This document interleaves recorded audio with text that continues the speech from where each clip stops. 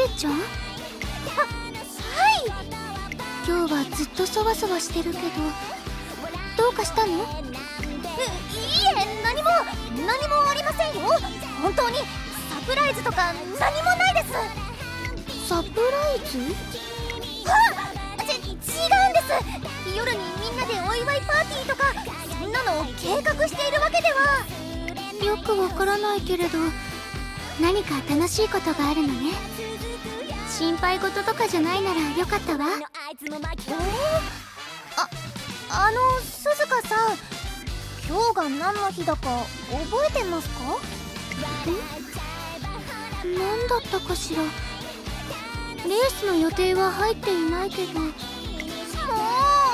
鈴鹿さんのお誕生日ですよ。おめでとうございます。